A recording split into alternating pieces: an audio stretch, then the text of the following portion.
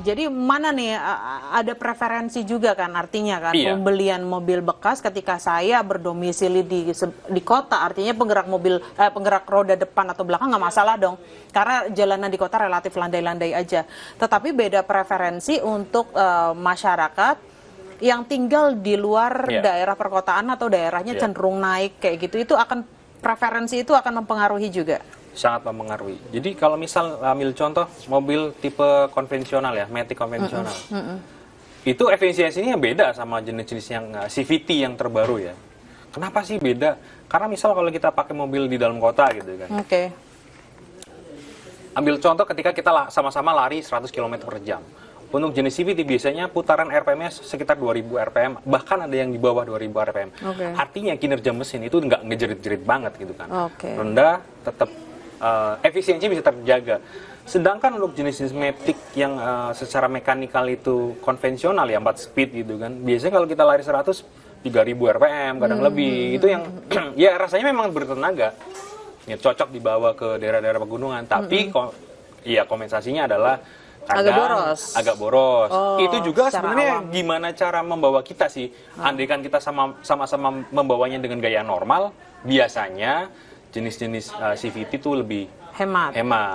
Dan ringan, bobotnya lebih ringan dibandingkan transmisi yang konvensional. Itu jadi preferensi masyarakat ketika memilih mobil zaman sekarang ya. Apalagi musim mudik, baik MPV, LSUV itu pilihannya ada dua itu sih. Terakhir nih tentang pemilihan asuransi. Ini saya rasa banyak juga masyarakat kita yang ya baru punya pengalaman pertama kali memiliki mobil. Penting nggak sih asuransi? Lalu di sini kan ada pilihan banyak ya. Ada total loss on, ada TLO, total loss only, ada komprehensif, ada all risk. On risk sama komprehensif sama aja. Sama aja ya. Lalu ada yang perluasan ketika ada demo atau banjir mungkin itu apa yang perlu masyarakat ketika ingin membeli mobil pertama kali? Biasanya kalau misal mobil baru gitu kan, kita beli mobil baru sudah satu paket dengan asuransi. Nah, tinggal ditanyakan ke pihak leasingnya, apakah ini asuransi yang dengan harga segini, apakah hanya dapat total loss only, artinya kalau kita kehilangan atau kerusakan 75 sampai dengan 75% itu diganti gitu kan. Atau yang komprehensif dengan perluasan jaminan, misal jaminan huru-hara, jaminan banjir, jaminan gunung meletus dan sebagainya gitu. Kalau saran saya sebaiknya untuk kita baru belajar nih, ada risiko untuk baret, nabrak dan lain-lain, sebaiknya memang pakai si asuransi yang komprehensif plus perlindungan gitu. Padahal harganya bedanya, ambil contoh untuk mobil MPV ya. Kalau MPV untuk setahun itu biasanya preminya sekitar 5 juta. Apabila kita dikasih perluasan, paling jadi 5,2 sekian gitu kan. Cuman perluasan itu cuma ratusan ribu saja gitu. Tapi kan lumayan dapat jaminan gitu.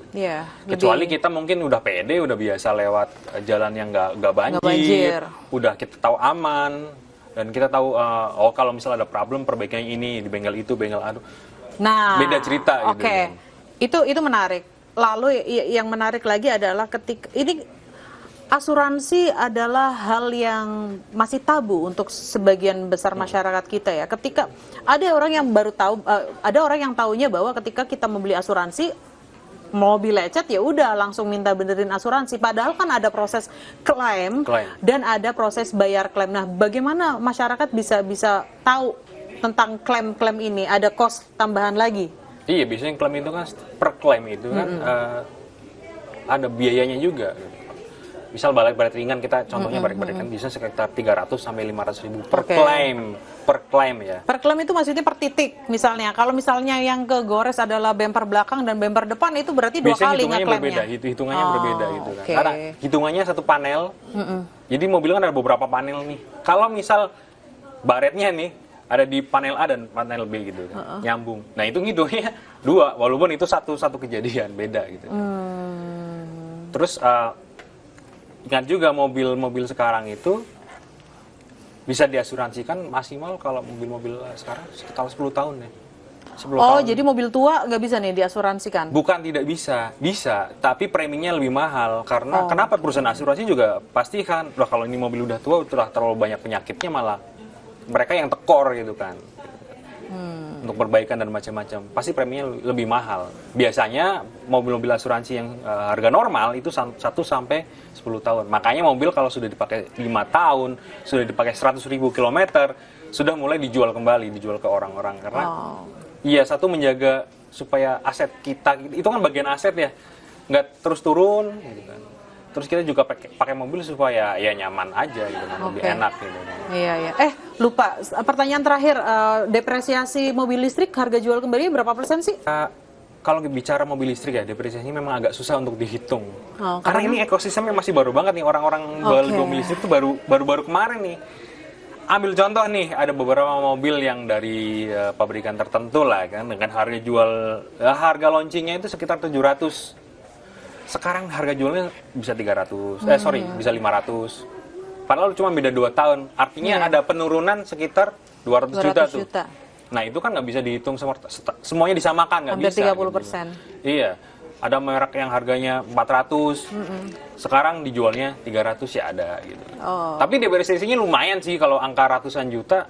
Ya karena orang masih skeptis, ini gimana ya ntar kalau baterainya sudah udah low, ini gimana? Padahal kan rata-rata garansi pabrikan itu 8 tahun. Rata-rata. Nah, kalau mau beli mobil listrik, memang sebaiknya cari yang lifetime. Biasanya ada garansi. Untuk 1.000 pemilik pertama itu ada yang lifetime garansinya seumur hidup. Nah itu pilihannya gitu sebaiknya. Jadi kita nggak khawatir. Jadi kalau beli mobil listrik itu nggak usah mikir nanti akan dijual kembali atau gimana. Biasanya mobil listrik juga jadi mobil kedua, ketiga, dan seterusnya gitu kan. Jadi mobil pendamping bukan mobil utama gitu kan. Baik. Terima kasih Mas Anjar Laksana, praktisi otomotif, sudah berbagi insight. Semoga ini sangat bermanfaat buat masyarakat, baik yang mau jual mobil maupun yang mau beli mobil. Terima kasih, sehat selalu Mas Anjar. Thank you. Sampai jumpa.